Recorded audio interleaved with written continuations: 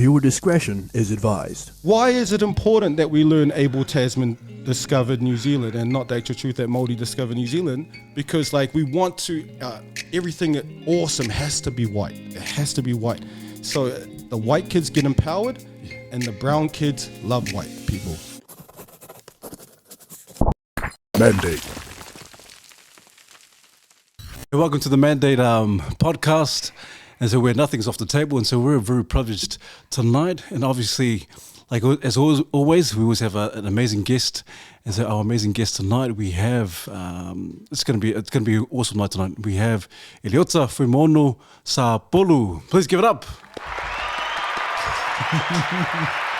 Cheers. Thank you. I also thank you so much for coming on tonight. I think we're just in terms of starting the ball rolling. If you could just tell a little bit about yourself. Even in the early days, Eliota, just a little bit about, just to give us a bit of a teaser about who you are also. Thank you for having me, guys. My name's Eliota Fuimaono Sapolu. I was born in Samoa. Came to New Zealand when I was 3, I think. Stayed in Grafton, Grey Lynn, bounced around a bit. Then we settled in Manurewa out in South Auckland. Went to school there, primary, intermediate, then went to grammar. Studied at Auckland Uni, played rugby for Auckland Uni, went overseas, lived in England for about 7 years and Japan 3 years. Been living in Samoa for about 5 years, I think. And I've been stuck here for the last 2 years because of the good times. The pandemic. Oh man. Yeah. That's pretty much it. Oh, awesome. So, hey, I think there's a lot of things we can delve into. Also, and you are, for me, you're a very colourful person in terms of some of the things you stand for. And I love the fact that you're very, very bold in your stance, and you're very strong in terms of your conviction also. And so, because I know in the past, I know you're a sports professional as well. Yeah. We played for Manu Samoa and also Gloucester and Bath. But before we kind of delve into anything else that's quite controversial, so just tell us a little bit in terms of your sporting career and how that kind of unfolded and how that kind of happened for you from going from New Zealand and all this international and Manu Samoa. Well, give us a little bit about how that all happened for you. So, in sport, my dad enrolled me in rugby because he said I kept running up and down the house and with a pair of socks or a bottle of, the plastic bottles and stuff. So I used to do that. So he enrolled me in sport. I went to the Army rugby field and we tried to join with the Manurewa club, but they wouldn't let me. So I went in, it was a Māori coach, sorry, I don't know his name, but he let me play for the Papakura team against Manurewa and I scored like 7 tries. So then I was allowed to play for Manurewa, but we were only allowed, we only went with Manurewa because it was closer. So we didn't have much money back then.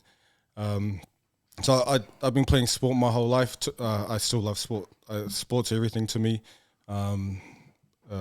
Counties rep in softball, counties rep in swimming. New Zealand under 15 3-on-3 champion, just everything, captain of the Premier Auckland Grammar Premier basketball team, all of that. I love sport. Sport means everything to me, and how I got into it. So my dad pushed me into sport, and we kept driving past Auckland Grammar when I was young, and you know how it's like a Roman or whatever it is, fancy on the motorway, and he used to say, "You see, son, you're going to that school," and I didn't know what it was. But he had a plan. He was like enrolling me in heaps of sports. He knew that I was good at sport. Like pretty much anything I do, if I put my mind to it, I'll end up being good at it, anything. So, and I know people, what an arrogant dude, but I've learned to know myself and accept it. Wow, that I am actually good at sport, or I was good at everything. So he got me into everything, like swimming, like I said, swimming, softball, rugby, everything. So when I went to Green Meadows, I didn't know that he had this plan, but I was like captain of the Green Meadows league team, Green Meadows rugby team, and we won champions back then. I don't know if they have it now. You win your local area, then you go and face all the other Auckland schools. So he had this plan where he wanted me to be a rep in everything, and then he would show it to Auckland Grammar, and then wow, so pretty much I got in pretty easy. Even though my English and reading comprehension, you know how they had I think it was a PTA test. Yeah. It was rubbish. It was like 10%, 9%, really bad, like the worst. But I was in our school mathics. I was in the accelerate classes, all of that because of my maths and science. And but in terms of sport, he pushed me into a lot of things, and solely just to get me into grammar. Wow, man. I was just going to ask, like leading on from that, in terms of sports, because I did read a little bit about how you excelled at a lot of sports, and some of the experiences you had at Auckland Boys was really interesting to read about in terms of some of the controversy with just clashing with teachers and being able to defend sort of some of the cultural values that you had, and helping other Pacific Islander students out in some of those tough times. So it made me think about the politics behind sports and even things like education. But how much do the politics affect your enjoyment of sports and sort of getting involved in good causes and things like that? Oh man, politics is massive, bro, and it's not just at the professional end. Like when I was at Auckland Grammar, I was in one of the top classes because they stream their classes, so it's A, B, C, D, all the way down to like M. It goes all the way down N or O, and so I was in I was in C nearly the whole time. And one year I came second in the whole form. So in fourth form, I was a second top student. And, this is Asians. This is Auckland Grammar. This isn't, this is whites, Balangis, Asians, all of that. And I came second in the whole form. So like a teacher pulled me aside and was like, Ali, you're going to have to choose one. You got to choose one. You can't do both. You can only be either professional or you have to follow your academics. And, I went home and I told Mom, and my mom was like, bullshit. That guy is all shit. Like she just swore, you show me how he is. And like our teachers had political agendas back then, man. It's like trying to limit us, And so I was really lucky I had a mother who was like, nah, do both. And if you're struggling, we'll find a way, work harder. She always say work harder, or it's not enough. It's not enough what you're doing. It's not enough. Wow. And like I said before, she always said the F word, like, you gotta say it? Yeah, you go for it, man. Go for it, man. Yeah, she was constantly like, yeah, fuck it. Fuck them. That's not enough. Work harder. Find a way. Fuck them.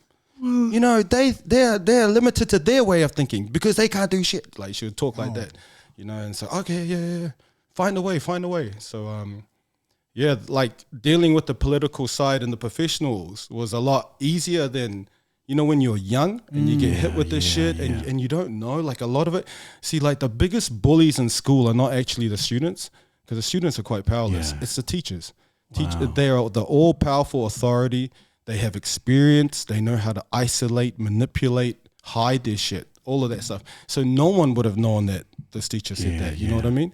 And yet he could have just derailed me straight away in fourth form, Wow. So, and and a lot of our people think that, oh yeah, man, you got to choose one, man. You got to choose one. But so like going through a lot of that stuff when you're young, going through a lot of it, which is like the biggest adversities I had was when you're young, which kind of tells me like that's a really important stage, especially the teenage stage, intermediate. So all of that political stuff with teachers with political agendas, teachers with stereotypes, getting through that was a lot harder than the professionals, because everything's sort of under the camera. I mean, under the microscope. There's human rights and all of these things, but no one knows what happens to a little, to a kid at school, and yet these teachers have the power to completely derail any child they want. Man, that's crazy. It's the biggest bullies. The biggest bullies are those with the biggest power, and it's teachers. Wow.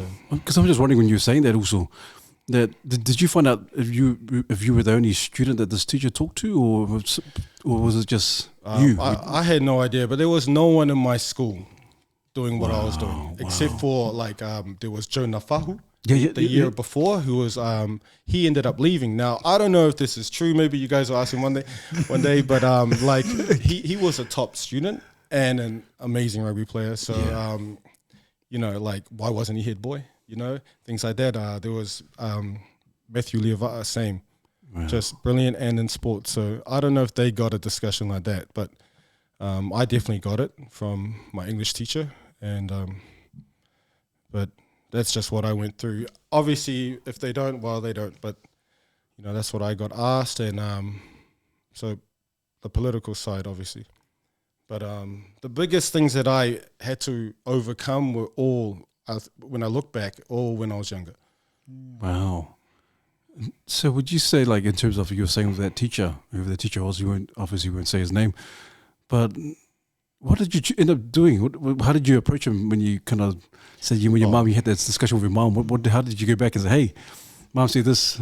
Yeah, no, I just ignored him. I mean, like, you're a kid, you sort of like, oh, I don't want to tell him no, They have all the power. They can be the biggest bullies. I'll just go about, I'll just keep making these teams and keep doing what I do.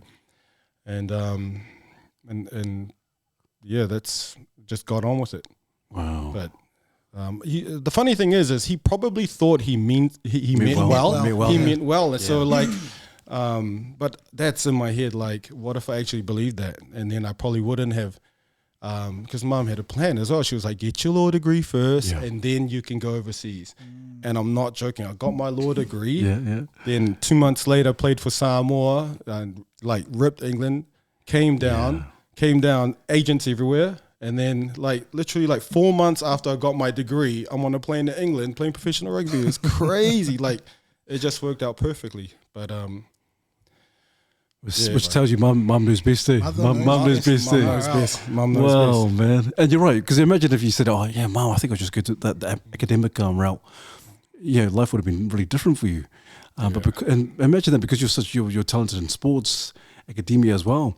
And so you kind of had the best of both worlds also. Yeah, but I never knew that though. I never knew that when I was young. Like, that's one thing, if I could relive my life again, is to believe that, man, I am good at this shit. Wow. Like, I am very intelligent, like, I had no confidence. And again, it's because of what I went through when I was younger. So at Green Meadows, I was the mock guy for being dark skinned, I was called the Invisible Man. That was my name. When they reel in the TV? Yeah. Man, I'd be like, fuck. Because the lights go off. And as soon as the lights went off, it would be like, Ali, open your eyes so we can see you. It would be like, the whole time I'll be like that. I'll laugh it off. Smile, please, so we can see your white teeth. It was like that all the time, man. So, and you know what? It came from brown kids as well. Like, white kids, but a lot of brown kids were just hard out. So I understand that we mock and all that, but man, it really does destroy like youth, man. Like, but what do you think, Eliota? What do you think is, like, even as men now, we're still doing that kind of rubbish and just mocking each other. And what do you think, like, even as young as you were and they were back in the days, what do you think, why do we as people, brown Pacific people, do that to each other? Yeah, bro, you know how it is, man. I mean, I could point to colonization and that, but that's why talks like this is good, bro. Like, especially for men, like, you can blame something a lot, and you can blame a lot of colonization because this is the way we got treated. So, if you can get the slave to whip the slave, then you don't need to do anything. You know what I mean? Dang. So, like a lot of it is that, but the intergenerational trauma and all that shit. Kids getting mocked by their parents, so they go mock other kids and all of that stuff. Kids getting bullied by their teachers, mocked by, are you stupid? Like, I look back at primary school, the biggest growlings was always the brown kid in the classroom. They never said, you stupid, arrogant Torah, get out. They never say that to a white kid or an Asian kid. I look back now and just like, you have your moments and you're like, damn. Like 30 years later, I'll be like, holy shit. That dude was racist. It's like, man, I wonder what ever happened to Jim, or O'Connor, like the Māori boy. And, I just think, man, like, we were mocked. We were mocked by TV. We're mocked by. So when you talk about intergenerational trauma, we always talk about our parents treating us like shit, and we don't ever talk about the intergenerational systems that are still there. Wow. Okay, like school. School has always been a big bully to Polynesian people. The media, all of that shit. None of that changes. So intergenerational trauma, it's awesome. We focus on like what parents do and how we can get better, but we also need to address the systems that are still there. Like, school is still teaching our kids bullshit. Okay, when we were young, we had a general knowledge-a-thon. Who discovered New Zealand? Okay, I wrote down Māori. No, that's wrong. It's Abel Tasman. Okay, My girl comes home from school before the holidays. Oh, we're doing Abel Tasman. What the fuck? Why are you doing Abel Tasman? Oh, he discovered New Zealand. Bullshit. Are you serious? 30 years later, this institution again. And why is it important that we learn Abel Tasman discovered New Zealand and not the actual truth that Māori discovered New Zealand? Because like we want to, everything awesome has to be white. It has to be white. So the white kids get empowered and the brown kids love white people. Okay, so that's what we get from it. And then our kids get demoralized because they don't see anything else. So that same system that taught me that bullshit that Abel Tasman discovered New Zealand, even though Māori were here for over 1,000 years, Samoans were here for over 1,000 years. The Takitimu, one of the biggest canoes that brought Māori, was made in Samoa. So we don't learn any of that, man. Wow. We don't learn any. And how good would be, you heard that? If you hear that, oh, bro, are you serious? Yeah, man. Like, it's ridiculous. Like, 30 years later, that same system is teaching now my kid bullshit. You know? So I have to try and protect and combat that trauma, that bullshit. So I'm with her. No. You know, I tell her about Kupe. I tell her about Hine Te Aparangi, the woman who named this place Aotearoa. You know, she came here. So she wasn't Māori herself. So, you know what I mean? So Pacific. Wow. You know, so a Pacific person. So I try and, I mean, decolonize is one thing, but, you know, then I send my kid back to this institution that's lying their ass off the next day. You know what I mean? Wow. You know, because we got to go to work. So, Yeah. man, it's a intricate, complex system that we're all entrapped in. But I think if we, like, no one person can dismantle, but maybe we can all do something. You know what I mean? You know, so, but, it's shit like that, man. Shit's deep, man. Yeah. Oh, Man, that really that really speaks to me, man. I'm a uni student. I'm in my final year of education, so to be a primary teacher, and a lot of the journey has been unlearning, relearning, and just trying to make sense of what I was taught coming through the education system. Because now I'm learning that a lot of the stuff I learned is in fact not correct. All right. And then it's sort of like, where does that leave me now? And sort of trying to navigate the space and make sure we're teaching truth. Yeah. Because education, I mean, I've sort of learned a little bit or become sensitive to the way it's being used, or it's leaning towards an ideology and that sort of thing. And it's really frustrating to try and find where you stand and what is the right way, kind of thing. So I really appreciate your insight on that. No, that's awesome. Yeah, and your right way will be different to my right way too. Yeah, I mean, and that's what it is. It's about finding you. It's about finding who you are, looking back and finding you. And this is another problem. Is now we have a generation trying to find ourselves while our kids are going to the same system again. You know, so they're going to have to go find themselves because this system doesn't do shit. And if you look at what they did with Aboriginal children and what they did with American Indian children, remember they take the kids, they put them in, you know, clothes, the uniforms and all that shit. Like every predator, just like lions, just like wolves, they don't hunt the adults, you know, they hunt the young ones, okay? And this system is all about the kids because you can only perpetuate it, you can only keep it going in the future if you've turned the kids, okay? And then while you're trying to decolonize, while we are all trying to decolonize, fight our own trauma, they've got the next kids, okay? So this is like a batch, man. We're like getting put through this system, man. And you know, it's deep. It's deep. But this is a colonial system. This is how they do it. Remember, this whole education system was about creating like one mind. Remember, these guys buried Aboriginal children up to their necks and kicked their heads off. Okay, so they locked Māori in the marae, Māori women and children in the marae, and burned it down. Like they are conscienceless. You know, like nothing in them goes, that's wrong, man. We shouldn't do that shit. So this is the system that they are able to create, is to get rid of your conscience and just do what they tell you to do. Okay. So this is what it's all about. So as we are all trying to reclaim ourselves and fight this trauma and recolonize our minds and get back who we are, we cannot let go of our kids. Wow. Okay, you have to bring them on your own journey. Bring them on the journey because they're getting 8 hours a day at this colonial institution. 8 hours a day, you know. Then they're coming home on their iPads, doing all that shit, watching Netflix, where I had to go through for ages to find a black lead.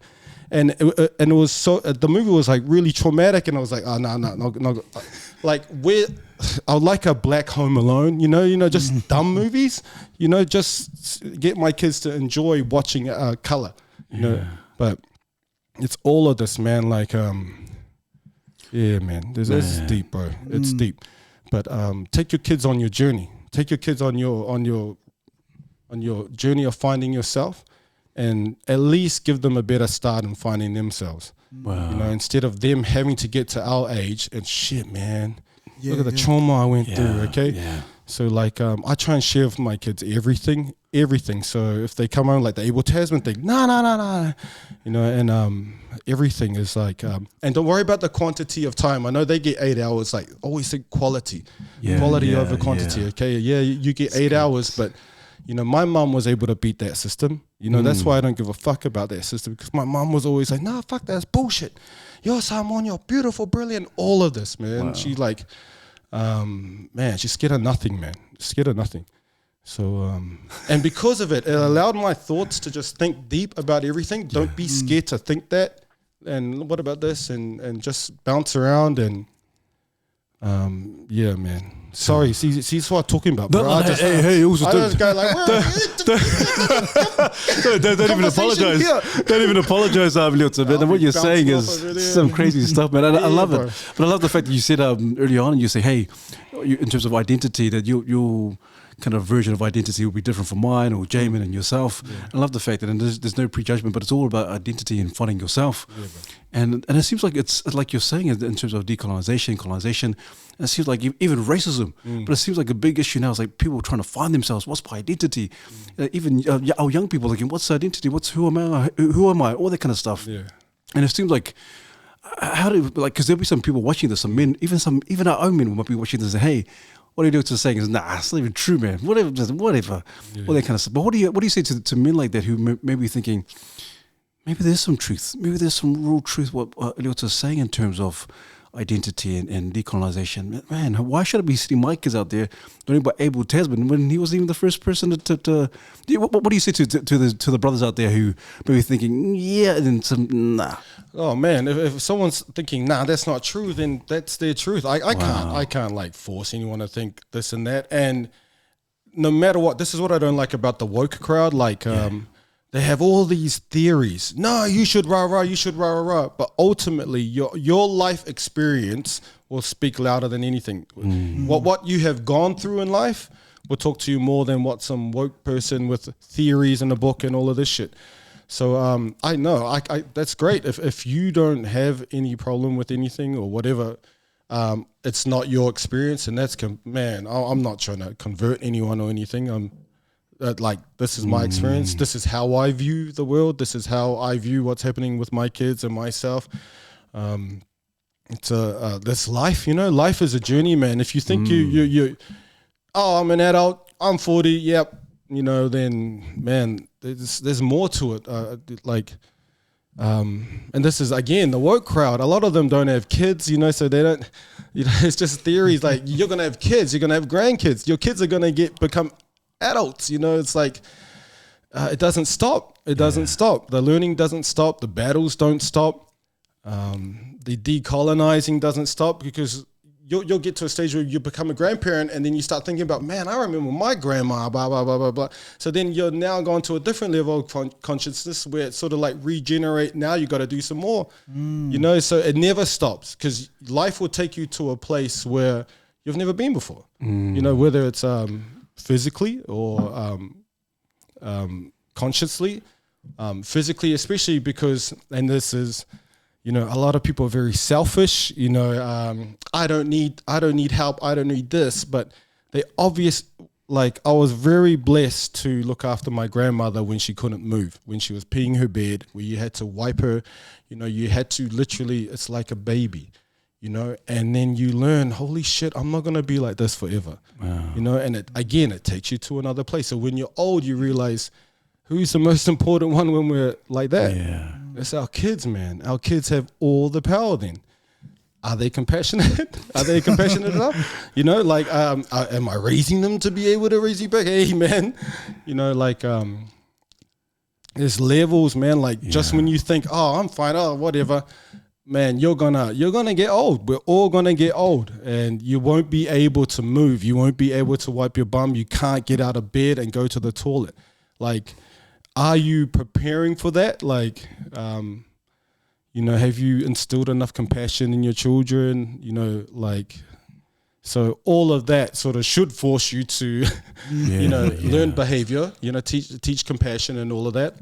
Also teaches you to not be so selfish and, you know, oh, I don't need this, I don't need that, man. We're all going to need shit, man. So it's just... Yeah. Sorry. See again. I don't know. I don't know where we started. Also. No, but in saying that, Eliota, in saying that, but do you kind of fear? Is there a bit of concern of our young people, our young Pacific people, in terms of this generation? Are you concerned of, man? Are they compassionate, or in terms of identity, and are they strong enough, or is there a lot of courage in our young people to kind of stand on their own 2 feet and say, hey, I'm a proud Islander? What are your thoughts on that in terms of our younger generation? Man, I don't know, man. Like man, it's different today. Yeah. It's different, man. Like, oh man, I can't even relate now. Like TikTok, all of that stuff, like OnlyFans. Like, seriously, it is different now, man. It's like, man, I don't know. Like, my kids are still young, so I'm not in. I still think the teenage sort of teen and up is the toughest, man. But again, that's theory because I haven't actually had a teenager. But for myself, it was. But I don't know, man. I don't know. They have a lot. There's a lot of distractions out there. But you know what's funny? Like, a lot of Pacific Island youth, they're still like really tight with family. Like, they're still really family orientated. And in this day and age, man, that's powerful, man. Like, they've got kids on iPads. You know, people are doing that screen time. Okay, I'm going to stop my kid on the screen at home, right? They have no idea that, you know, school is now all iPads, like at school, like literally like 6 hours of iPad. Yeah. And you know what they do if it's raining? For us, it was like, okay, play Connect 4, here's some cards and that. They put on a movie, man. It's like, what the So in this day and age, when I see like a lot of these young kids, man, like I'll see them bawling. They're still like respectful. They're still with their family. They always put their family first, and that's got to be hopeful, man. Yeah, that's man. Really got to be hopeful. So, I don't know, man, but we got to keep trying to give them the information, give them the help, the support, and I don't know what that is. So again, you know, like in our own journeys, the help will be different for different people, and it might just be a talk, or it might be money, or whatever. So. But that's a good question, man. Because I'm not young, and there's always there's a detachment from parents and youth. Yeah. Okay, and like because of things like school, like they spend more time at school than they do with us. So we'll come home from work maybe 5 or 6. They'll go to sleep at maybe 10, you know, and that's it. So in a day you get like 3 hours, 2 hours with them. They get 8 hours at school, and then they might watch a TV. So they're getting subjected to a lot of not you know, so they can disconnect easy. And you can see why there could be a lot of disconnection, and there is a lot of disconnection. Like, you know, in Samoa, when I ran academy, I ran clinics, and I never had this before, man. I never seen kids here do it, but like one kid came, oh, Eliota, can I go please? Oh yeah, why? My grandma's at home, and I just want to be with her. Oh, I was like, okay, yeah. I was like, oh shit, you know, it's like they're still connected, man. You know, and this is a kid who didn't go to school.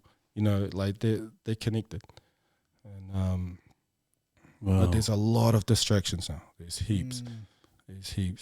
Man, what do you? Oh, go, I was going to say how interesting it is that you know, with the way the world's changed, there's some common sources of strength, similar to how you had your mother being able to help decipher the situation with their teacher.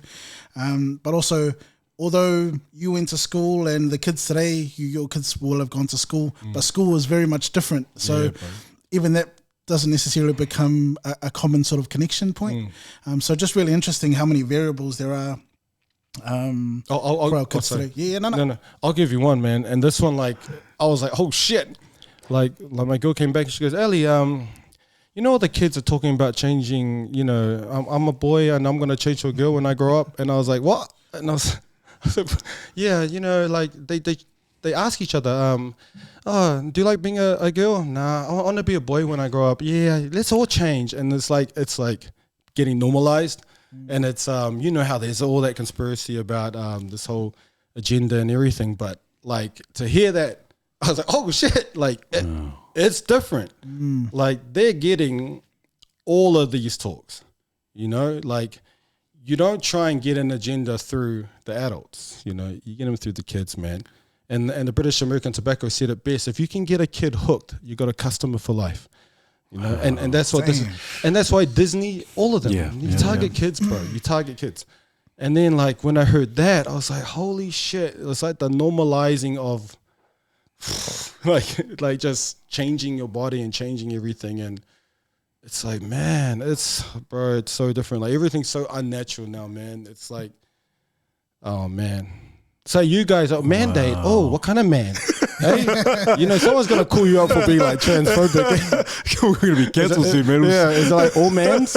Like, like man. Stuff like that, man. So, like, man, like you're like, oh, you don't even want to talk because like the kids are on something different. They're on something different because you know they're getting hit at a young age, and it's easy to do stuff to kids. Easy to do stuff to kids, man. I can make my kids change their mind. I'll be like, what color is this? Red.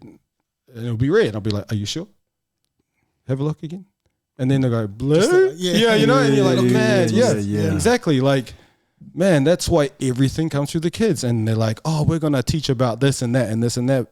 And as a parent, you hear the keywords, you'll be like, oh, yeah, Pacific history. Oh, yeah, they're going to teach Pacific history. Yeah, okay, so we're going to start with the land wars. Man, Pacific history doesn't start with colonization. It's a fucking load of shit, you know. We're going to start with the most traumatic stuff. Here we go. We killed all of you and we burned you. And it's like, man. Wow. Is that how it really goes, Eliota, in terms of the history? They started off with the land wars. Oh, bro, that's all I'm hearing. That's all they're going to talk about. So it's going to be all the colonization, unless parents got to call it out, man. Wow. Like the history's rich, man. Like Pacific history is so rich, so beautiful. Like the navigators, the huge boating vessels. Remember back then there were no airplanes. Yeah. You know, the navigator and the Portuguese and the Spanish were seen as the best navigators, right? And so their titles was like Philip the Navigator, you know, the navigator. And then Luis Antoine de Bougainville comes to Samoa, right? And whoa, shit, he sees like thousands of boats coming back and forth, and he calls it, I think it's E06 navigators or something like, excuse my French, but all right. And you know what they translate that? The Navigator Islands. It's actually Islands of the Navigators. You know, like that subtle difference, man. Islands of, and this is a title. Remember, like there were no planes. The biggest vehicle, the biggest vessel back then was the boat. It's a title, man. And imagine they come there and go, holy shit, and give these people the title. Like it's so rich. The history's so rich. And that's just for us. And then like Māori history's rich. Like, you know, there's just so much beautiful, brilliant Polynesian, Micronesian, Melanesian history, Pacific history there. And they're going to start with colonization. Wow. So it's just things like that. And like now they're talking about, oh, we're going to teach your 8-year-old, your 5-year-old about consent and gender diversity and, you know, all these other things. Okay. So you got to be careful. Like, oh man, it's just there's a lot that the kids are doing, like 8-year-olds having to think about. So, and it's so sad because it seems like we live in a day and age where even as adults, or more so as adults, Eliota and Jay, and PC, we have to be very careful what we say, very cautious. In terms absolutely. What's really going on in our heads? Like, man, I can't really speak. Otherwise, it's going to be hate speech. Hate speech. And it's like, man. And so I can imagine that our young ones who are privy to this information at a very young age, like, hey, what the heck? A lot of confusion. Yeah.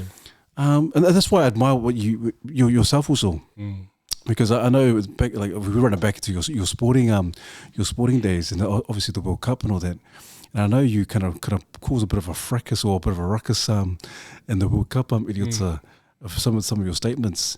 But tell us a little bit about that, because I want us to kind of touch base on the racism as well. Obviously, we talk about colonization, but your thoughts and your experiences on the field, and also that World Cup and how you saw those things in terms of playing time and all that kind of stuff. Well, tell us a little bit more about that also. Oh man, there was heaps that went down. So sorry, I can't remember all of it. But we had a really good team. We beat Australia earlier on that year in Australia. Man, we had an awesome team. And then obviously the biggest one was the turnarounds, is the 3-day rest, and you're playing a team with a whole week off. And I think the biggest proof of that was when Tonga beat France. France nearly beat the All Blacks. So I think 8-7, 1 point in the World Cup final. Whereas France, I think it was 10 points or something. Tonga beat France, a full French team. Not we're gonna play some of our reserves in that. No, they beat the top French team. But what Tonga had to do was they had to save some players from the short turnaround game in order to play that game, and they lost a short turnaround. I think it was Japan or something. So they didn't progress into the quarterfinals. Wow. So, man, it's. A lot of us are 30, so at the time, so the short turnarounds was massive. Tusipisi, our most important, the first 5 got injured, and would have been right if the game was a week long, if we had a week rest like everybody else. So it was things like that. And the worst thing is that I would go to somebody, look, we get 3 days off. They get 7 days off. Is that fair? They'll be like, yeah, but it could be. It's like, bro, look. It's like, man, these are allegations. Eliota's making allegations that it's unfair. Bro. Even though the facts are there. Yeah, look at this. And it was really bad. So the judge walks in, Judge Blackett, who's a criminal court judge in England. He's a real judge. Walks in with his Rugby World Cup bag, pulls out his Rugby World Cup pad and his Rugby World Cup pen. And the people who are trying to get me suspended at Rugby World Cup. Very neutral. Very neutral, eh? And then, so I was thinking, wow, this is a real criminal court judge. Imagine how many innocent people have been done by this dude. He comes in showing how clearly not objective he is. And then he was like, "Oh, give me your passport." I was like, this is rugby, bro. Are you serious? No. And so, man, it was just crazy, man. It's got levels. We're supposed to be the dumb islanders. Yes, sir. Anything. Don't answer back. Look, you got 3 days. It's better than none. Say thank you. That type of treatment. Yeah. And then, you research everything. Man, I don't even want to say it, but man. So say it also, say it. Nah, man. A lot of these people who man, they bite all my stuff, bro. They don't deserve that. Oh, bro, I'll say, oh, look about this. And some guy will come and run with this. We should, rah. And so, man. And then someone sees one of my tweets, well, yeah, let's do this. And okay, whatever. But there was heaps. You look into, I think All Blacks ended up going to Samoa. There's a lot of that. There was the money one, which still hasn't been resolved, where England will make about 40 million pounds from a game with Samoa. Samoa get nothing. That's still the case. It's still the case. And then they'll give 50,000 and goes, look, we're giving 50,000. Look how generous we are. Yeah, whoa. Jeez. So man, there was so much. There is still so much. It's just all corporate colonial crap, man. You look at it and. Because that landed you in trouble, Eliota. I remember you being interviewed on 3 News, and I remember that day. So how did that, in terms for you internally and mentally, what the heck is going on here? No, it was a blessing, man. It was a blessing. I learned a lot. That how bullshit rugby is. All the system is bullshit. It's all fake. When you give one team 3 days rest and you give the other 7 days rest, who's more likely to win? Yeah, the one that's been rested well. All right, so match fixing. So they were fucking fixing who they wanted to go to the next stage. You know what I mean? And here's the other thing. We had a really shit ref that game. What's his name? The Welsh guy. Oh. Everyone loves him and all of that, but he's corrupt. Nigel Owens, right? Right. So I think South Africa had to make 150 tackles, and we only made 40. We're literally smashing them the whole game that game, and we don't get a penalty inside their half. We get penalized in their half when we have the ball. Okay, so Anyway, so we find out that he's Welsh, right? So in our pool, if we win, Wales obviously are going to get affected. But here's the other thing. We found out that the referee select committee, the committee that picks the referees, the chairman is the president of the Welsh Rugby Union. It's like, what the fuck? It's just levels, bro. Uphill battle. It's levels. It's layers. And they don't expect anyone to go into the layers. You know, you just play. And before every Rugby World contract, you can ask any player this, like, we get this massive contract. Like, you're not allowed to color in your hair. You're not allowed to have words on your wrist. You're not allowed to cut your hair.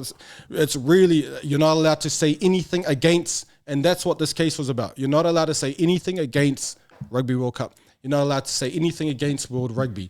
Okay, but I did, so they brought the case. Okay, so they own your speech, everything. Okay, so but you got to sign the back. So what we did was we didn't send the contract. We gave what the signing. So I told them, when the contract, I crossed out all those sections.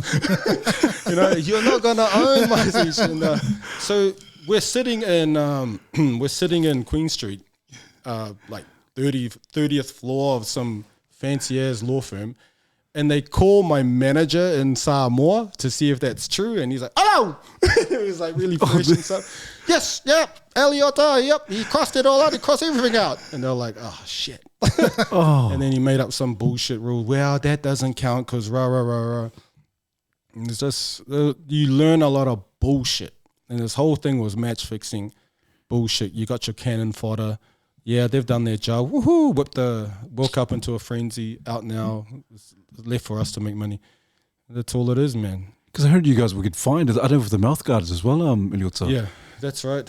Yeah, there was that. See, there's so many issues, man. I got some banned for 2 years, and see, there were other cases after that. So they brought me again for tweets and everything.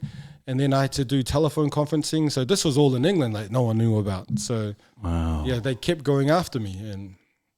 And so then the judge was like, "Are you going to stay here?" And I was like, "Yep." Okay, make sure you stay here. Yeah. And I signed with Japan. And fuck off. Oh, is that when you Gloucester? Yeah. I was like, yeah. Wow. Because even now, Eliota, I know you might get some flack and from people who are listening to this. And they go, "Well, why are you causing a big fiasco in terms of that?" And some people might even say, even some of our own people, like, "Oh man, you're making us look bad, man," Eliota, and all that kind of stuff. But like, you're just telling the backdrop of what happened. I think people might think twice, like, man, because and then some people might go, "Hey, what a coincidence! It was, he was Welsh, and another guy on the top, he was Welsh. And it was a coincidence." But when you look at it, it's like, mate, some of the things that add up there. Oh, bro, no, it's quite funny because then like everything that I said, then there's now these people fighting for, like I don't know if you saw that Oceans Rugby thing. So now, wow, yeah, let's get behind the Pacific Islands. This is bullshit. So now there's that big woke movement. Wow. They're treating us like shit. If they actually followed, if we actually stuck together at that time, it would have been fixed at that time. And this is the problem, And now all of this shit, like 10 years later, woohoo, come on, yeah, they're treating us unfair. Yeah, we're woke and all this shit. But man, like, it would have been done if we all like, nah, we're not playing this next game. Or we all actually took a stand together and actually did not play and then like held them for ransom. Something would have been done. Something would have been done. And now like a lot of players retire and then they want to pick up the fight. Yeah. It's too late, bro. You ain't got the power anymore. You had the power when you were a player. But why is that? Why is that, Eliota? So why is it that a lot of our players now, they retire and then they want, like you're saying, they want to pick up the mantle. Oh man, let's do this for the Pacifica. Yeah. What's up with that? And where the prime opportunity was right there when they were playing. Is it self-preservation? Is it like they want to be able to still play the game at the end of the day? Absolutely, bro. And that's why I can't like blame them for it. Like, but maybe I can like tell the young ones, bro, if you guys stick together, you'll make the change earlier. You will force their hand earlier if you do something but together, okay? And if you leave someone out there to hang by himself like they did me and they got me and all of that stuff, nothing will happen. Nothing will happen. Everything will get blamed. Like you said, people were saying, oh, he should just do what they say and all of that stuff. I can't do what I say. Man. I just can't. Like my mom couldn't. So like everywhere we go, like you know, we go to Denny's and there's a little crack in the plate. What's this? Do you think I'm stupid? You think I'm some bum sicking ass? Give me a plate. Like everywhere. And we'd be like, oh, damn. That's so embarrassing. And then like everywhere, like, where's my receipt? Look.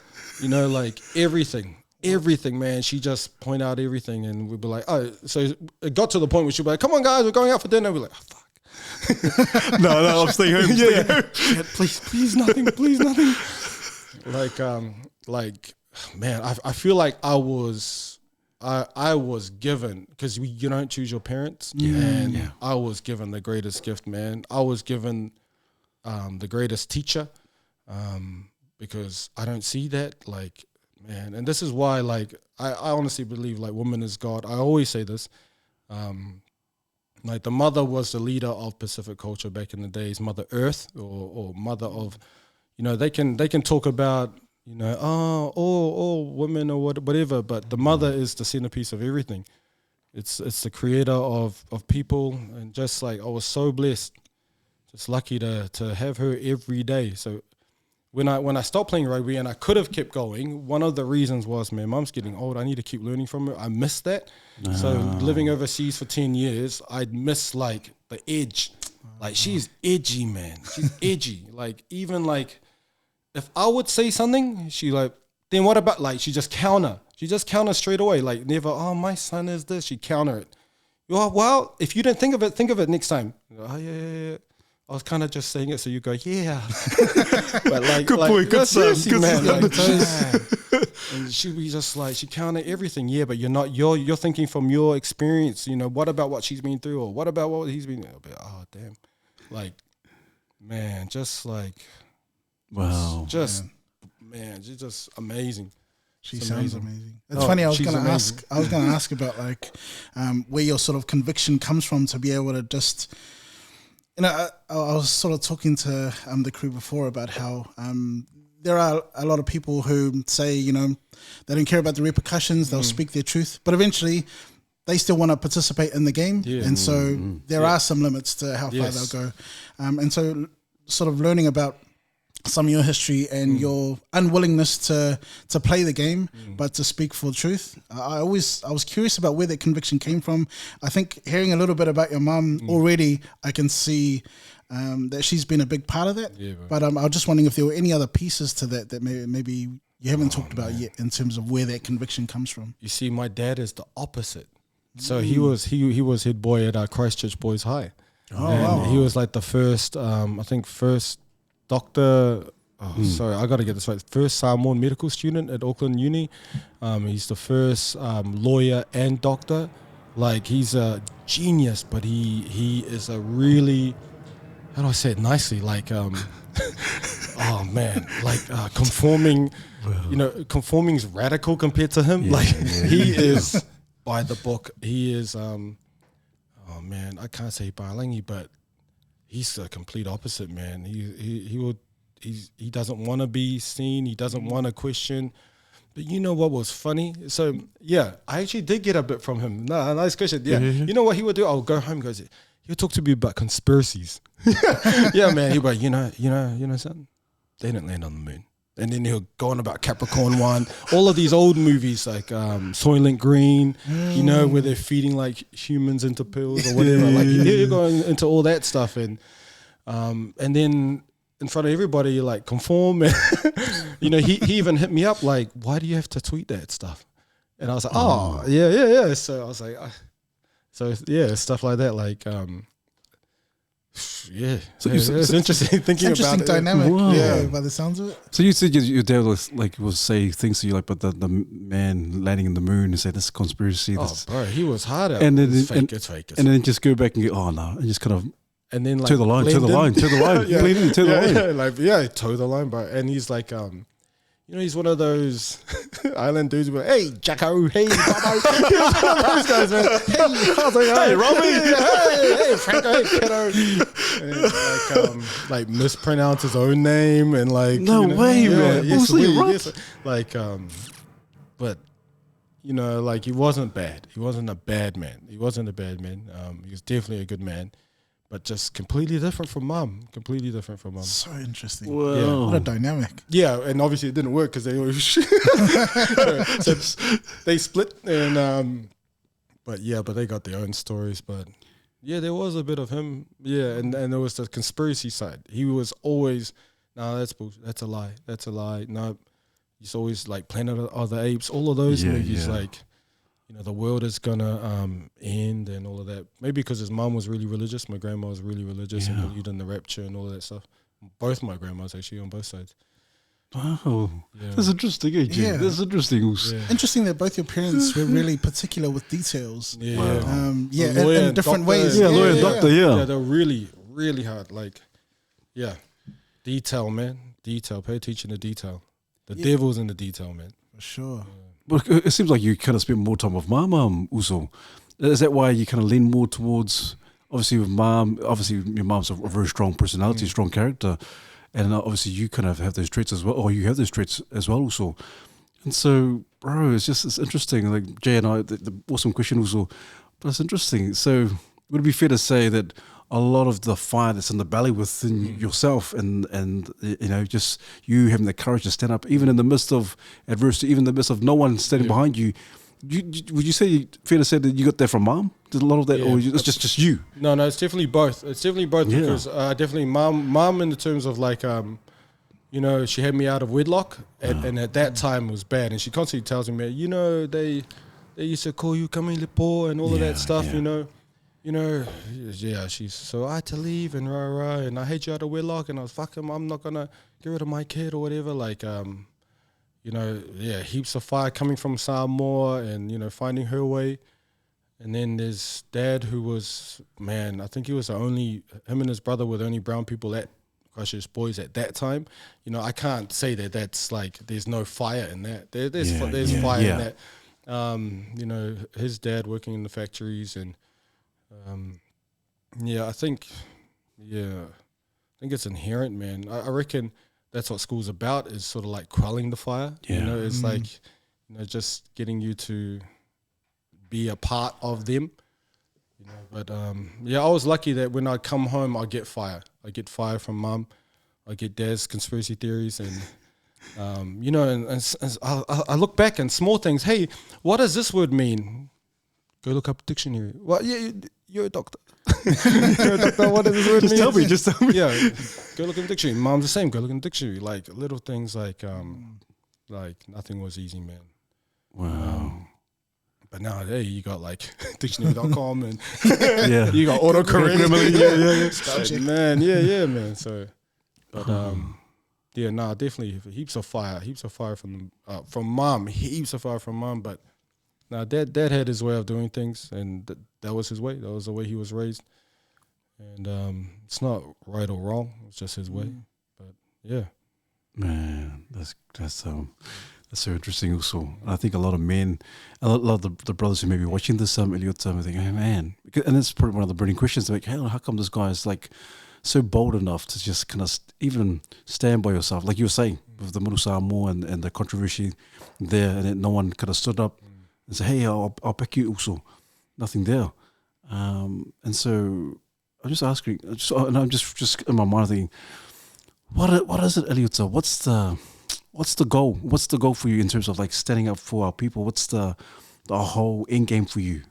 There's no end game, bro. There's no end game. Every generation will have different adversities, different things to go through. We've got our battles, and obviously you're raising kids and you see what battles they go through, so you inherit their battles and you try and help them through, and then your time will come to leave, and then the battles will keep going. So I mean, I don't have an end game. You know, I would love for good question, man. I don't know, man. It just seems like maybe I can't see an end. You know what I mean? I can't see an end. It's just constantly bullshit after bullshit. There's so much shit, man. There's so much, man. Yeah, there's so much, and like we was talking about intergenerational trauma. Like, if there's your shit, then you gotta get rid of the systems that created the trauma in the first place, and then it's just shit. Like, alcoholism is intergenerational trauma passed down from your parents. Okay, then why is there fucking liquor store next to liquor store outside? Every corner. Yeah, like fuck. It's like, man, it's like there's so this, bro. I can't see an end game. I can't see an end game because there's so much to do. Wow, man. So much to to question, to fight. Yeah, and that's good. I think that's good, but do we have enough people to question and fight? Because what I'm seeing from a lot of our leaders is a lot of government funding, a lot of want to be associated with powerful balangis, and there's a lot of pushing our people to conform to everything that the most powerful white people in this country say. There's a lot of that. So, I don't see. I don't know, man. I don't know, but doing what powerful colonizers have told us to do has never been good for us in the past. And I don't know. We're seeing a lot of our leaders go for it again. So, see. I think that's a good segue. Also, we kind of touched on obviously your sporting career as a professional sports or professional athlete, but then we kind of education, academia, racism, a bit of decolonization. But I'm just our thoughts, AJ. Obviously, politics also. We kind of delve into politics. What are your thoughts in terms of our PI politicians out there? And be honest, be brutally honest also, if you think, hey... I'll be brutally honest, I think it was bullshit how they supported the banning of unvaccinated Pacific people from society. That's absolute bullshit. That is discrimination. I was talking with my friends in South Africa, black South Africans, about the use of the word apartheid. Is it fair? And they were like, what apartheid means? It means apartness. If you have been set apart and not allowed to do this, then it is fair. And to see that a lot of our leaders supported the apartness, of our own people who choose not to inject that stuff for whatever reason. It just, a lot of activists as well. It just showed how fake they were. It's fake. I saw a Māori activist, a very popular activist, constantly tweet, we are the majority vaccinated, we are the majority, you should be doing what we say. And then later, obviously towards the end of the mandates and stuff, she was like, you know what? I called the ambulance and they didn't want to pick me up and they didn't want to help. Then I went to the hospital. Then I went to the hospital and the hospital staff kicked out my patient and they didn't want to help at all.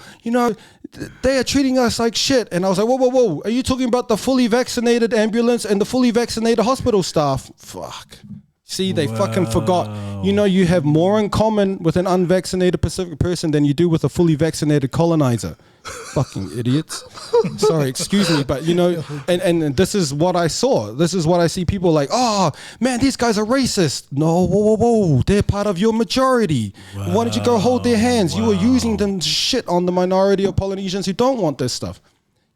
People forgot the battles. They forgot the battles. Wow. They forgot the battles were for human rights and people's ability to choose and all of that stuff. Yeah, but you're putting me at risk. Oh, bullshit. Just crap. I saw how shallow a lot of our leaders and a lot of activists, fake-tivists is what I call them, really are. Wow. Because they're publicly now going, oh, the hospital staff didn't treat me. The fully vaccinated hospital staff. Oh, the school system is racist. The fully vaccinated teachers. All of this. This was during the mandate, so they were complaining about all this stuff. It's like, oh, so you remember, hey, it doesn't matter if we're vax or unvax. We actually have more in common with racists. It's like, man, it's just crazy. But why do you think they did? What do you think? Yeah, what's your thoughts around as to why those guys, those activists or those politicians, our PI politicians, I don't know, it seems like, we could get in trouble, but in terms of, it seems like they just turned a blind eye also. And if it didn't fit them or didn't benefit them, it was like... You see, the problem I have with funding and getting paid, by powerful people is that everything you say is comfortable for colonizers. It's colonizer friendly, You would not get any funding if you put them in a bit of discomfort. Absolutely. Okay? So these Pacific people, Māori activists, whatever, anyone who's getting a bit of funding from the government is They're bound. yeah, man, they're compromised. And, you know, whenever I see the most powerful political party in this country say, we are backing that person, you know, they are backing you because you're comfortable. You know, you don't offer any discomfort to the colonial power. The most powerful people in this country like you. Wow. You know, you don't ruffle their feathers at all. That's why they back you. Okay? So this is how funding goes. You will get funding. You will never get funding if you're gonna question me and attack me and, you know, like make me uncomfortable. Why would I give you funding? So you got to follow the money trail, follow who's behind these people. And if the most powerful colonizers, most powerful white people in this country are backing a Polynesian, then that's because that Polynesian empowers those colonizers. Damn. Okay? So that Polynesian is of no risk. In fact, they consolidate the colonial power. So that's why you would get backing. You would never get backing from the most powerful colonizers if you undermine their power, if you are a threat to their power. Why would they ever threaten themselves? Wow. But man, But why, Eliota? Why would our, you know, our so-called Polynesian brother or sister who's in politics or in government not be honest in terms of and not support or help our Pacifica people and do that? Like, what's the? no, I think. Look, I think they're helping in the ways they probably think they are. Wow. You know, they're helping us assimilate. You know, helping us be in the system. You know what I mean? So it's hard because, you know, I will disagree on how they did this and this and this, Yeah. but it won't mean I disagree with everything. You know what I mean? So I don't like how they just shut up when a lot of our Polynesian people didn't want it. They didn't want the shot, and they just took it because they thought, oh, well, just to get back to normal and all that shit. Like, they didn't stand up. They didn't question anything. I don't like that. But, oh, man, it is what it is. Like, you can't – some of these people are parents, bro. Yeah. Like, you can't fully judge them as a whole person because of one issue. You know what I mean? Yeah. So I disagree with that, but it doesn't mean anyone is evil or whatever. But I just hope that man, I just hope, man, stand for something, man. Stand for something deep, man. Like, man, because shit changes, man. You know, 1 minute you're the most powerful of the Polynesians. Shit can change in a minute, man. And I don't know, man. I just don't like that no one stood up. Yeah. But then, like, I laugh, like, I laughing at that activist who was like, we're the majority, and then her majority mates, like, treated her like shit. Like, Wow. man, like, don't lose sight, man. Don't lose sight. Like, you as a Pacific person, we as Pacific people have more in common with each other, vax or unvax, than we do with, you know, with people who, man, who are trying to, like, fight against, you know, psychologically and all of that shit. Like, colonization and all that stuff, like. Wow. Like, we're stronger together. Like, we are. And you got to accept together is not one mind. You know, oh, we need diversity. You couldn't even handle me saying, no, I don't want the shot. What diverse bullshit. So you're only pro-Pacific if I think exactly like you on every issue. Then I'm not cancelled.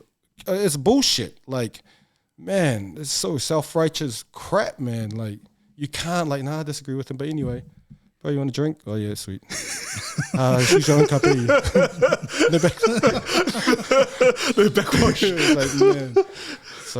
It's like, man, like, we can still stand up for people in issues that we might not agree with their choice. But, you know, like, in England, all these white people, right? I come out of my court case, like I was telling you, I had these other cases that no one knew about. I come out of the courtroom and there's like 20 white people there. Be like, hey, and they'll be like, look, we may disagree with what you say, but we're gonna stand for your right to say it.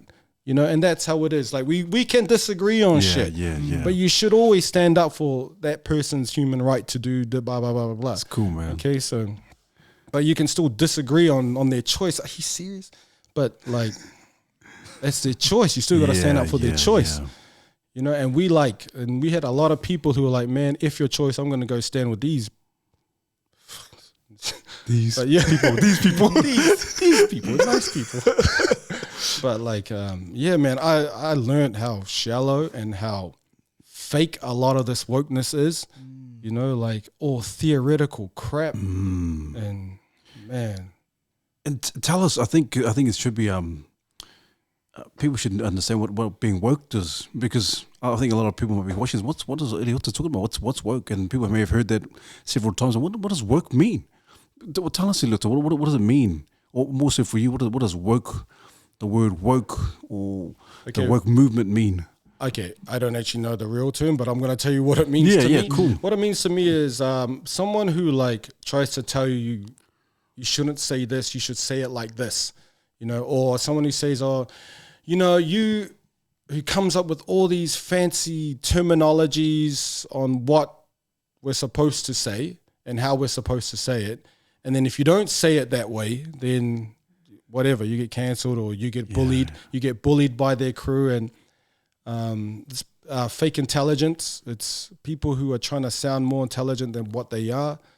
And always just self-righteousness. People who think they're, you know, who just want everyone to conform to their mindset. Like, you know that Mike Tyson one where he beat up that dude, you know, running his mouth. Oh, the plane. Yeah. And I think that's what people got to like realize is like, you might be great in articulation of words, but not everyone is. Like some people are great in articulation with actions, you know, so like, just come across more compassionate in your talk. And if you don't like what someone says, then come across a bit more understanding and why they might have said what they have said, you know, instead of just condemnation all the time. You shouldn't this, you shouldn't that, you shouldn't this and shouldn't that. But especially for like our generation, we're sort of like, because you know, like you know, like the words that they use now, you know, like microaggressions and all of that. I'm still trying to get my head around that, but yeah, it's like, man, yeah. Because I was in the New Zealand battle rap team. You're a ripper as well. No, just battle rap back in the days, just for extra cash at uni. Man. So, just extra cash at uni, and I think about some of the stuff I said. Bro, it cancelled, man. Just like, but just like, It's funny you mentioned that because we were talking about that the other week, about, you know, the slang phrases that we would call each other, things that would get you cancelled and deep trouble if you dare to mention it now. But growing up, it was like that was our thing. It's just the way it was. Yeah, exactly, man. But interesting. Yeah. So again, you just got to keep learning. You got to keep learning. But it's not just about us learning; it's also about them learning. The people doing cancellations and that, like people can't change. You know, it's like, but anyway, that's I don't know, man. I got kids, so it's just focusing on them, man. I don't care if I get cancelled or what, man. Shit. And I think that's what we appreciate. Also, we appreciate that you're like I said before, just the courage to speak your mind and not shy away from it. Yeah, because some guys like, oh yeah, so and in their minds like, oh man, how do I retract that? How do I kind of get back to and say, oh, I didn't really mean that, and kind of save themselves. But I love the fact that you just raw, honest, and just, hey, this is what it is. But I also like the fact that you say, hey, it's about understanding. Yeah. It's being able to, if I'm wrong, then I'm wrong. Hey, all good. I'm wrong. Sorry, bro. I'm wrong. Yeah, and it's about understanding and learning from each other. Whereas some folks or some men out there or people in general might say, man, no. It's my way is the only way. This is how it is. This is how it's always going to be. So you just, whatever I say goes. But nowadays, people can't, you know, if you have an opinion, people can't, oh, no, you can't say that because it's too PC. And I love the fact that you just like, I don't give a crap. I don't care. Oh, yeah, but some things are, hey, okay. sorry. Pick your battles. My bad. Can you not screenshot that? but I like the fact that you still like, hey, it's about widening the perspective and learning and understanding. Yeah.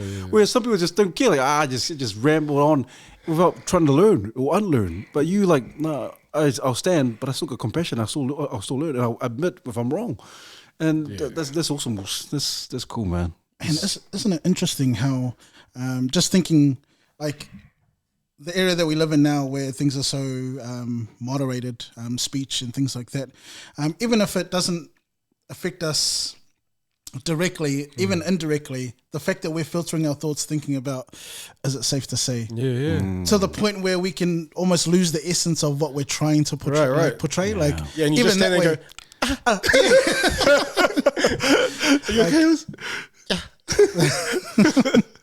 yeah, it's crazy how it impacts that way. And so one of the things I was curious about was, with everything that you're about and that you stand for, and with kids, have your kids been impacted by some of the things you've had to come through? On big your time. journey? Like the masks.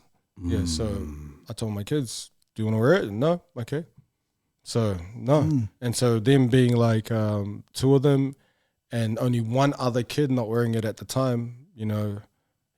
But I was like, see, did you die? Do you trust me? Yeah. So, I mean, like there's that. There's, again, trying to get my head around the gender diversity thing. Because, like, how do I instruct them about that and then, like, get them to listen? And there's heaps, bro. Yeah, there's heaps of things where they will follow. As kids do. They'll sort of, like, follow what you do, but kind of don't know. So how do you because you mentioned inheriting battles and the complexity of just the layers, like trying to unpack things. And then I'm just thinking about the men that, you go to work, you come back, you're tired, you're exhausted, and then you have to learn what the kids are learning, but almost a step further, because now you have to be able to unpack it and break down maybe some misconceptions, some issues, worries, concerns.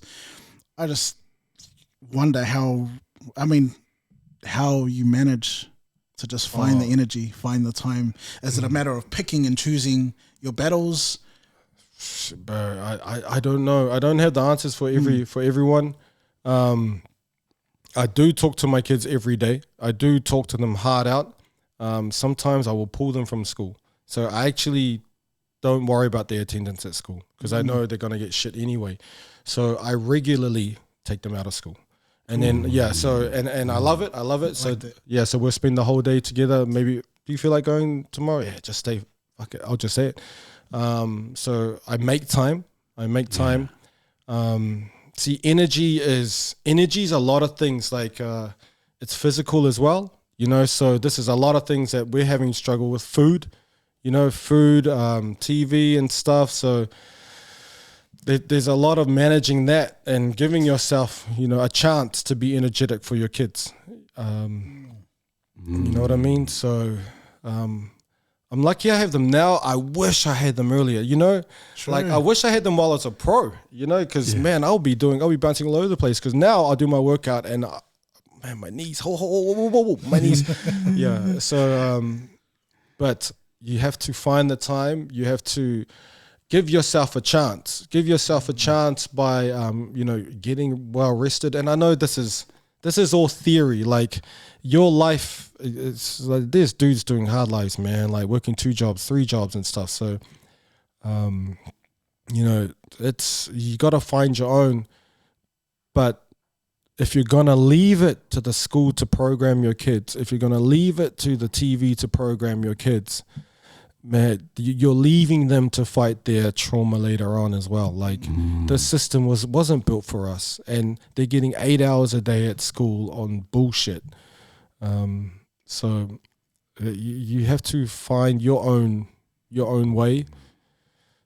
But I think it's not good to leave it to the teachers, leave it to school to do all their programming. And if you're leaving like the school to do like Pacific program, that's even worse, man. Like, that's why I love these guys who, they come home and their parents speak Samoan hard out. That's awesome. Nice. So that's decolonizing. Like, that's beautiful energy. Like, eating healthy is not just food, it's what comes in here, what you see. It's all of that, what you breathe. And this is what I like about history. Polynesian history is not written, it's oral. So, because there's history in sound, there's energy in sound. That's why oral history is so important, so there's so many different ways you can try and create good energy with your kids. And, could be music, could be playing music with your child, you know, could be dancing, could be acting or whatever. I don't know, man. I don't have your answer, but just don't leave it to the schools, man. Otherwise, you're gonna be like us and fighting our trauma. Don't leave it to mates. Don't leave it to movies. But yeah, you gotta have like a man. I don't know, man. I was still struggling with mine as well, man. Like, yeah. Wow. That'll be interesting because you mentioned trauma, Eliota, and people are watching this. Man, this guy's full on. He's just full throttle, real confident. Just making up. Just making up shit. It's just cool. And it does it. You're very confident. You're very sure of who you are, Eliota. And some people think, man, well, that's easy for him because he's confident. He seems like he's got everything together. Was there ever a time in your life when you felt like, man, I'm just going for some crap? I don't. You know, was there some dark periods in your life where you just feel like, man, I stuffed this? To be honest, I've just been like pretty mellow. So when there's an awesome time, I just be mellow in that. You know, like it's not, oh man, I feel great. I'd never be like that. So, you know, so when there's amazing times, just pretty much stay even keel. And then when it's not amazing, it's pretty much just like, I think like what helps is like when you have nothing, like we grew up in a 1-bedroom flat. I was lucky because we did move out into a nicer place when I was 11. So I was very lucky there. But I think like not having much growing up, but kind of, you know, so anything else is a plus. So just, no, I haven't really got too down. Sometimes the kids get me down, like get frustrated. Like, how come you don't know your 18 times table? Can't you be like those Asians over there? No. Nah, to be honest, no, I haven't felt, just like at school, like when I was talking about like getting bullied and stuff, just that was the lowest, like just didn't want to go to school. But nah, man, this maybe it's because your mental fortitude also. It's just your mind is just, you know.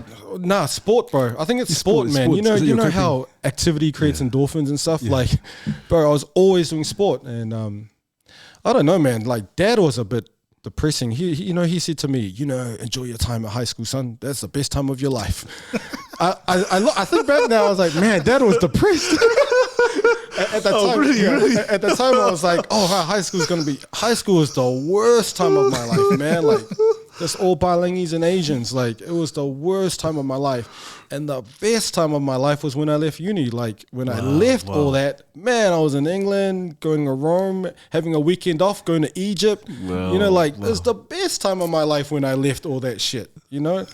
And I didn't even use any of that calculus and all that bullshit. Like, man, they like fill up your brains with rubbish. It's like, man, like, there's just, so what was the question? But, I think Dad tried to like get me low.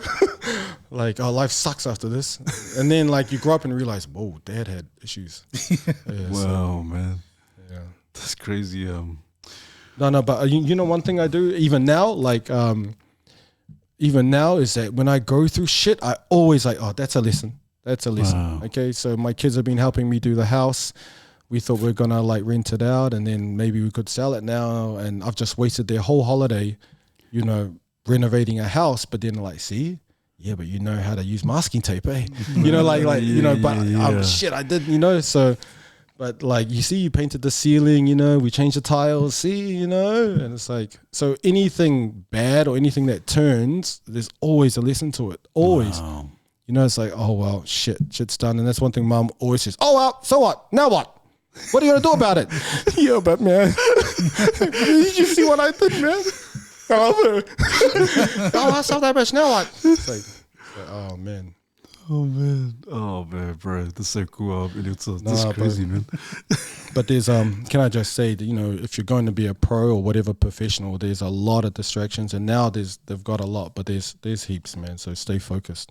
Yeah, nice. Refine is the word, right? You know, yeah, like man. refine, you know, get detailed, stay focused. I wish I was more detailed. I wish I was more refined when I was a pro. I could have invested in my body more and all of that, distractions, girls, alcohol, all of that. But set a goal, stay focused. It's awesome. Well said, Us. Just one more thing as well. So because it seems like we're on a roll, AJ. Yeah, we're on a roll in terms of. I know we kind of touched base on your sporting career and all that other stuff, politics. But what in terms of our Pacific men, in terms of the religious circles or church, all that kind of stuff? What are your views in terms of what's been happening for the last 2 years or so? Man, okay. To be honest, I'm not that religious, bro. I'm not. I try and be spiritual, but you know, I was raised in a household where like grandma forced me to go to church and all of that. So, my mom was as well. So my mom and dad got hidings. My mom and dad didn't give me hidings, but when grandma was there, she hurry up. Okay, so I was lucky. I didn't get it as bad as my parents. Like they got hidings to go to church. So mom was like, you know, we got hidings to go to church. It's up to you. Wow. It's up to you, okay? But I learned a lot about Jehovah's Witness, like because of the way mom acted, like no birthdays, Christmas, you know, really mellow celebrations, nothing. My 21st was a dinner, you know, like it's just like family, that's it, you know, no big celebrations. I learned a lot, like spiritually. I'm not religious. I did all that when I was young, and when mom and dad did not say, yeah, I had to go to church. So, and he enrolled me in sport. He was hard out religious, like, because my his mother was the one who would force me whenever she would come. And then he enrolled me in sport on Sunday morning. So on Sunday, yeah, so like I'd have He's to the man, bro. Yeah, so I mean, that's pretty much the religion, man. Like sport was like a religion, and you know, like I'm a kid. I'll do what my dad says. So I never really got. I didn't get church at all, but I've been hard out into spirituality, man. Like finding like just deeper meanings and things in ourselves. Yeah. Consciousness. Man, like nature. What's natural. You know, like everything now is like surgery, alteration of bodies, alteration of earth. You got these, like just destruction of everything that's been made. You know, whether it's God made. You know, people believe. Just everything is unnatural. Everything feels unnatural. Yeah. And the body heals itself here. yeah, the body heals itself. Earth, Mother Earth, all of that thing. Everything is getting destroyed. Like the whole psyche of what a human is now is what? Like if you're born the way you are and you love the way you are, you might get cancelled for that. You know, you're a cis now. You know what I mean? Like, and you like did nothing. You didn't change anything of who you are, whatever. But now you've got a label, and man, I've been trying to, just look in the spirit and stuff, which is what led me to Pacific history. Wow. You know, getting into what did they believe, you know, and stuff. So, yeah. How the women are the gateway into, you know, for any spirit to get into this earth, you can only go through the woman. Like, so that spirit comes to her, and then you come out manifested in the physical realm and all of that stuff. But, so... Wow, because you touched on righteousness. You mentioned in terms of we were talking about politics and politicians being self-righteous. How about what are your thoughts on our Pacific leaders, our Pacific men more so in terms of the churches and that stuff? What do you think in terms of what's been happening with the pandemic and all that kind of stuff? What do you think? Do you think our men, our religious leaders, have been able to, hey, come on, let's band together against this pandemic, or where do you kind of stand in the spectrum of all this in terms of religious leaders? No, I see they've been using the churches to like to mass vaccinate and to, you know, try to work together in what they think. You know, I can't say that's wrong. You know, if they honestly believe that that's their answer, then that's their answer. But there's some people who don't, and that should be an answer as well, who don't want to. So, that's completely up to them, man. And I can't say it's wrong, and it's, you know, they should do this, they should do that. But in their hearts and in their minds, you know, they did what they had to and what they thought was right.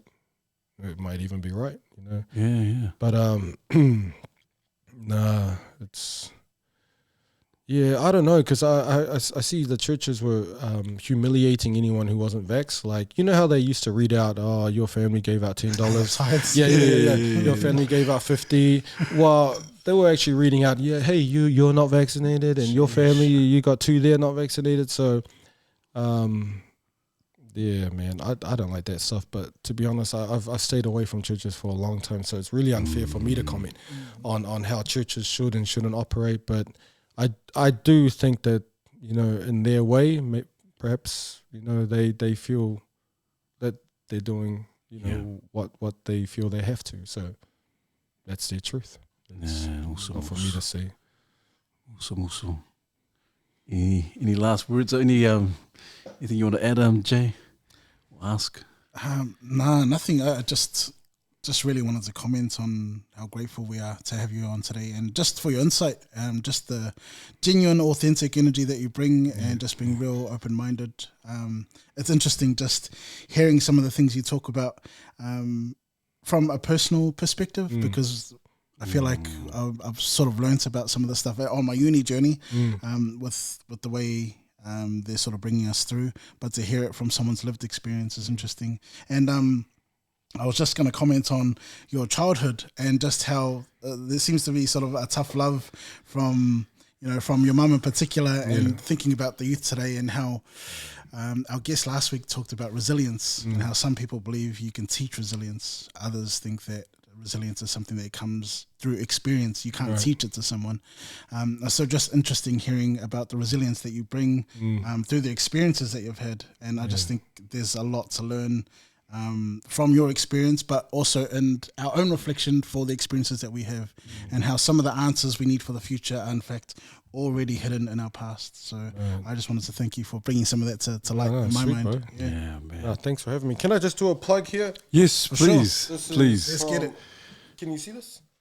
This is from Decolonize Pacific. Thank you for the shirt. On uncolonizable. So still working on the journeys though. Like no one's the finished product. I think that's what life is about, is going all the way, and then you get to the spirit at the end, whether it's God or whoever. And what did you learn? What did you do? Man. And how did you help? Also, man, it's been a pleasure. Like Jay was saying, also, thank you so much, sweet, also. man. Thanks for having you me. so much, man. But yeah, is there anyone that you think that would be ideal to come on and share also? Is there anyone that you Call them out. just call them out? Also? Oh man, I don't know. You see, you asked me, but do you guys? Anyone, Eliota, who do you think would they'll be kind of one in the perspective of our men and challenge our men? Do you want a challenge for men? Yeah, I think I'm meant to be challenged. I don't know an actual person, but oh man, probably someone from the from the work crowd. Yeah. Probably, oh man, I don't have a name. But I think some of the issues that our kids are dealing with. Yeah. Yeah, man. I don't know. No, all good. But I think that's a good Sorry. suggestion. And maybe some of the comments, if you know someone like Eliota was saying from the work crowd, or maybe there might be a good put in some names and see who would be a good guest to have on the podcast. But yeah, that's a good idea, EJ. One more question. Yeah. Where can we get a shirt? Oh, this is from yes. this is from decolonizepacific.com. Decolonizepacific.com, and they also the cup. Yep. Think like an ancestor, not a colonizer. Cups, mugs as well. Yeah. So you just order online, and they'll send it through. But this is their new one. Wow, man. Yeah. It's uncolonized. Well, thank you for the shirt. So.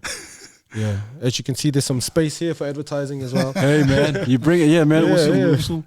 Hey, also, but like every other guest, also we always kind of want to give them a gift, and just a bit of a caricature, a bit of a sketch of who you are, also. And so, this is from the Mandate team, and so also this is from us. Thank you so much. Oh, that's me. Oh, this is awesome. Thank you so much for having me, man. Oh man, thank you. The pleasure is all ours, also. Yeah. But if you could just say just your last words also, just to encourage our brothers, our men out there. Just refine who you are. Work on the little things. It's the small things that matter. Just every day, bit by bit, get better. Just one thing at a time. You don't need to massive change. Just refine who you are. What else? Unlock everything. Unlock all your spider webs in the closet. Just don't be afraid to unlock things about yourself that you've never been through, and be able to forgive yourself and to accept who you are, and that way, once you do that, once you refine, once you unlock, then you'll be able to take charge better. Take charge of your life, take charge of your families, but it involves a lot of honesty, which is the unlocking, and it involves a lot of small steps, which is the refine. Just get better and better, one thing a day, one thing a week, whatever, but not one person has all the answers. If we all do one little thing together, then we can make big change. Man, thank you so much, Uso.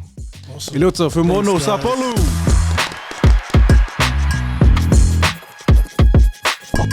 Mandate.